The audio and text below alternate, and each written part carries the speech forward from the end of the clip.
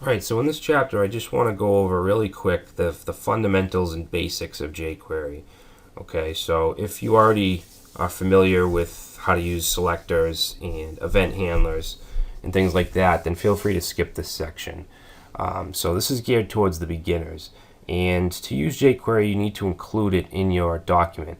Alright, and there's a few different ways to do that. One is to go to jQuery.com, download one of these versions of jQuery. You can get the compressed or uncompressed version. Okay, if you download that, okay, and go to your downloads, and you should see a file like this. The current version is 1.11.1. Yours could be different, and then you could just move that into your file structure. Okay, so I'll just say copy. We'll go to, where are we, dev, and usually you'd have probably a JS folder for your JavaScripts. You could put that in there, and then you would just link to that. Another way you can do it is use a CDN. Okay, jQuery has their own CDN, but I usually use Google's. Excuse me. Okay, Google hosted libraries. You can click on jQuery, and it'll give you the link right here. Okay, so that's what we're going to do through this series. Okay, so what I'm going to do is just paste a basic structure in here.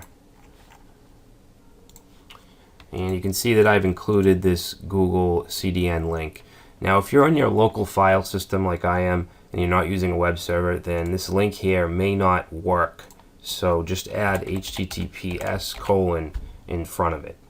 Okay, so if we save this and go to our page and reload, obviously we have no content. If this was wrong for some reason, this link, let's just mess it up and save it and reload. If you have your console open in Chrome or whatever browser you use, you'll get this error here. Alright, so just make sure that you get no messages or errors. Alright, so usually you would include a link to an external style sheet that you'd use. That's what we're going to do through the project. But for simplicity in this video, we're just going to do it in the head area in some script tags. Okay, so it's most common to include your JavaScript in the head, but if you're using jQuery, you won't be able to access anything on the page unless you make sure that the document's ready. Alright, so in jQuery, the way we do that is we say jQuery, which is represented with the $, and we want to say document, and then we want to do .ready. Okay, and then inside of the ready function, we want to create another self-calling function. Okay, so everything that you do is going to be in between here. Alright, so let's just do something simple. I'm going to just create a heading, say welcome everyone, and I want to go over click handlers and things like that, so I'll just create a link that goes nowhere. I'll give it a class of my link, and I'll just say click me. Alright, and I spelled everyone wrong. So let's start with the selectors.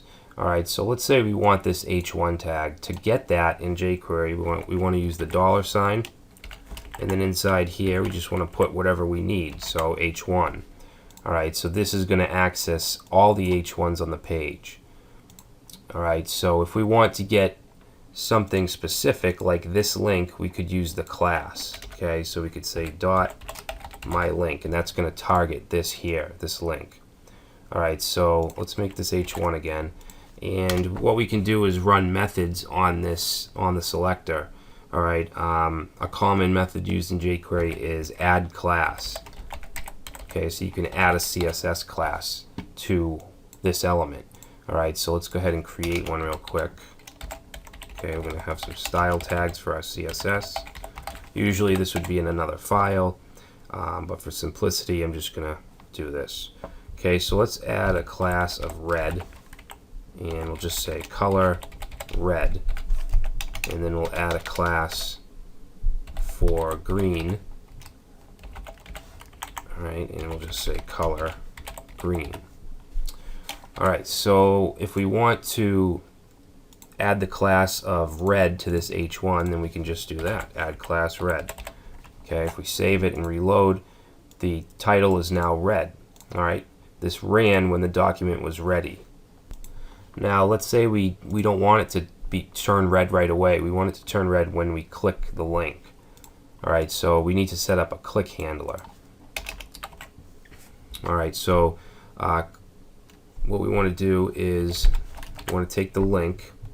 Okay, so we'll say my link, and then we're going to say dot on, and then the on, the first parameter is going to be the event that you want. In this case will be click.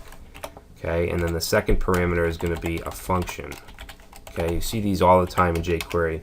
They're self-calling functions. They don't have a name.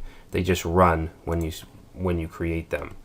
Alright, so whatever we put in here is going to happen when we click me on the link. Alright, so just to test it real quick, let's just do an alert. Okay, we'll just say you clicked. Reload. Okay, so we get an alert. So what we want to do now is let's just grab this, copy it, and put that in here. Save, reload. Okay, so now it's not red, it starts out black, and we click the link, and then it turns red. Alright, so there's different kinds of functions you can use here, or methods. When I say method, same thing as function. Alright, so let's say when we click the link, we want the H1 to fade out, which is a nice little animation method. And then we can put the speed in here, let's say 500 milliseconds. Okay, if we save, actually let's put 1,000. No, 500 is good.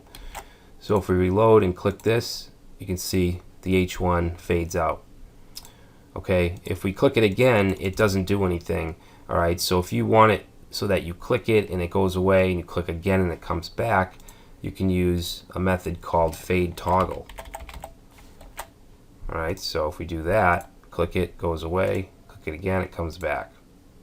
Okay, we also have slide methods. We could use slide toggle. If we do that, you can see that it slides back and forth.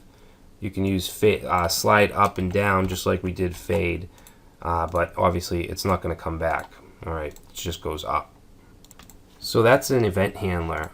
There's other kinds of events you can use. We can use, for instance, mouse enter. Alright, so let's do that. If we go into the click me, it calls the mouse enter. It doesn't come back when we escape it because that's a different event. That's the mouse leave event. So we can actually set that. Okay, so if we say mouse leave, and we'll say slide down. Okay, so we slide in, it goes up, slide out, it goes down, and it's a little quirky because the link is just so small, but basically you get the point.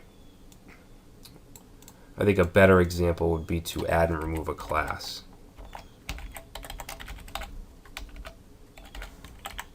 Okay, so we'll add the class red, and then down here we can say remove class.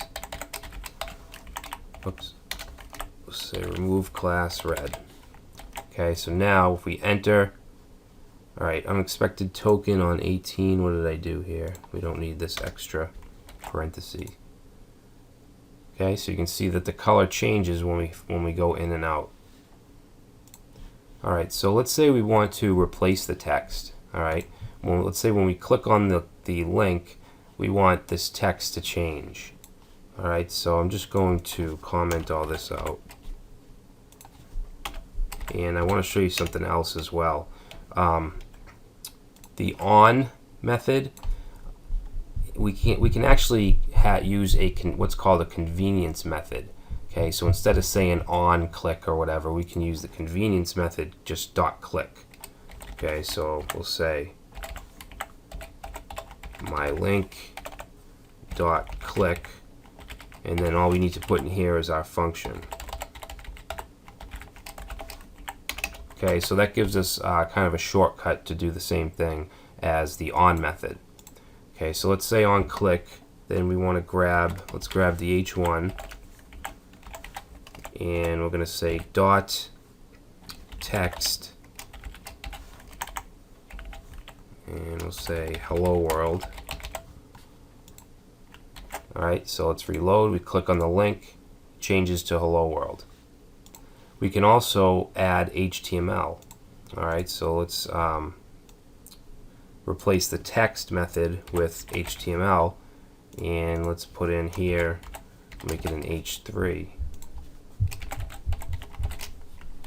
Okay, so if we reload, then turns in, actually the H3 is now in the H1, so you'd probably want to use replace.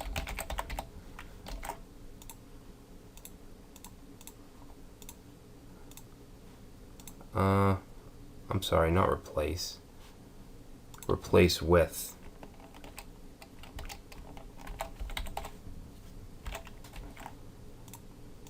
There we go. Alright, and there's a lot of different functions you can use. You can use append. Okay, so this will put something in the H1, basically just like we just did. Okay, except it doesn't replace it. It adds on to it. So if we look at the HTML here, you have the H3 within the H1. Okay, but it didn't replace the text. Alright, so let's see, what else do we have here? If we want to, we can actually change the CSS of something. Alright, so you can add classes like we just did, but we can also do the CSS. So if we say h1.css, and let's actually this should be parentheses, and then we can put the selector or the property, which will do font size. Oops. Say font size, and then the second parameter will be the value we want. Let's say 40 pixels. Okay, so now if we reload and click, it gives us 40 pixels. So I'm going to stop there. Basically, I just wanted to get you familiar with selectors and click events, which are two of the most fundamental things you need to know when using jQuery. So in the next video, we will start our slider project.